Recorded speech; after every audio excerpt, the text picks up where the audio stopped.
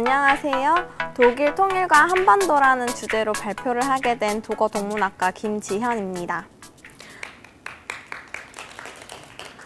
1990년 동독과 서독 대다수의 사람들이 예상하지 못했던 독일의 통일이 이루어졌습니다. 1989년 11월 9일 베를린 장벽이 철거되고 1년도 채 지나지 않은 1980년 10월 3일이었습니다. 분단의 현실 속에서 살아가고 있는 우리에게 통일이 먼 미래의 얘기 같듯이 당시 동독과 서독 사람들에게도 그러했을 것입니다. 물론 현재 한반도가 마주하고 있는 현실이 당시 서독과 동독의 상황, 그리고 여러 여건들과 다르기에 독일의 통일 사례를 직접적으로 적용하기는 어려울 것입니다. 그러나 분단에서 통일을 이루어낸, 나아가 강대국으로서 자리매김한 독일의 통일에 비추어 한반도의 상황을 반추해 볼 수는 있을 것입니다. 먼저 독일의 통일 배경에 대해서 살펴보도록 하겠습니다. 사실 서독은 통일이라는 최종적인 목표를 이루는데 조급해하지 않았습니다. 통일을 이루기까지 서독은 일관된 외교 정책을 취했는데요. 키징어, 빌리 브란트 총리 모두 동국권과의 관계 회복을 위한 정책에 초점을 맞추었습니다. 이어서 슈미트 총리도 본격적으로 통일 여건의 조성 차원에서 서독과 동독의 실질적인 관계 개선에 초점을 맞춘 정책을 실시하였습니다. 이 과정에서 서독은 동독 정권에게 양독 교류 및 협력의 확대를 통한 경제적 이익을 확실히 보장했고, 그 결과 차단 정책의 벽을 조금씩 완화할 수 있었습니다. 다음은 독일의 통일과 각국 입장에 대한 서독의 대응인데요. 독일이 분단의 아픔을 경험하게 된 이유는 독일이 바로 2차 세계대전을 일으킨 전범국이자 패전국이기 때문입니다. 미국과 프랑스 그리고 영국은 통일을 이룬 독일이 더욱 강성해져서 다시 한번 전쟁을 일으킬지도 모른다는 두려움을 갖고 있었습니다. 또 소련은 자신들의 체제 안정을 위한 경제적인 필요를 독일 통일을 둘러싼 서독과의 협상을 통해 충족시키려 하였습니다. 이러한 각국의 입장들을 잘 인지하고 있었던 콜 총리와 겐셔 외무부 장관은 당시 경제 대국이었던 서독과 우호적인 관계를 유지하고자 했던 미국과 함께 각 나라들과 독일 통일의 방향과 조건 등을 정하는 2+4 회담을 개최하게 됩니다.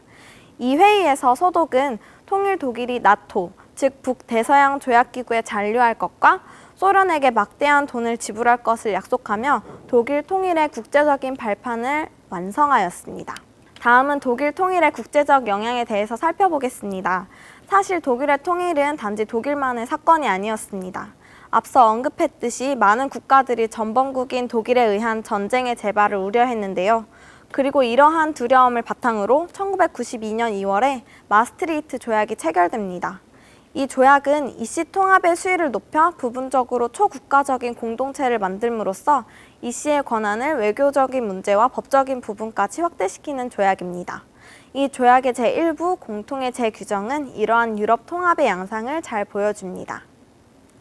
또 사실 의도한 바는 아니지만 독일 통일에 지대한 영향을 미쳤던 고르바초프의 개혁 개방 정책이 본격화되면서부터 소련을 구성하고 있었던 여러 공화국에서는 분리 독립의 움직임이 일어났습니다. 통일과 함께 동독의 자유가 도래하자 동유럽 여러 나라에서 민주화의 요구가 터져나왔고 마침내 소련이 해체되기까지 이르릅니다. 다음은 한반도 통일에 주는 시사점입니다. 독일이 통일을 이루기 위해서는 국제사회의 승인이 반드시 필요했었습니다. 그러나 냉전이라는 시대적인 상황과 서독의 강한 경제력, 전범국인 독일에 대한 불신 등 독일 통일을 흔쾌히 지지하기 어려운 조건들이 매우 많았습니다. 서독은 이 사실을 잘 인지하고 있었고 동시에 독일의 통일에 이해관계가 얽혀 있었던 여러 국가들의 상황을 잘 파악하고 있었습니다. 비록 독일의 통일 경로를 그대로 따라갈 수는 없겠으나 우리 대한민국은 통일을 위해 서독이 취했던 외교적인 태도를 참고해야 할 필요가 있다고 생각합니다.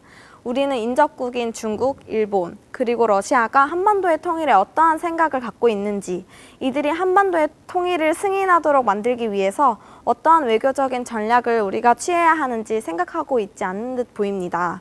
그리고 무엇보다도 북한과의 관계 개선 문제에 관하여 지금껏 우리는 너무나도 안일한 태도를 취하고 있다고 생각합니다. 정권의 성향이 달라질 때마다 국가의 대외적인 향보가 극과 극으로 달라지는 경험을 한 북한으로서는 대한민국이 제시하는 통일 정책을 신뢰하기란 매우 어려울 것입니다. 우리는 보다 깊게 고민하고 또 신중하게 선택해야 할 것입니다. 또 일관성 있는 행동이 필요하다고 생각합니다.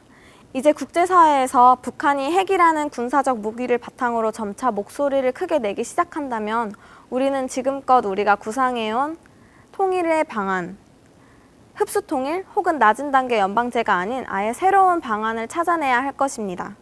최악의 경우 우리 민족이 오랜 시간 고민했던 또 붙들었던 통일이라는 막연한 꿈을 포기해야 될지도 모른다고 생각합니다. 지금까지 저의 발표를 들어주셔서 감사합니다.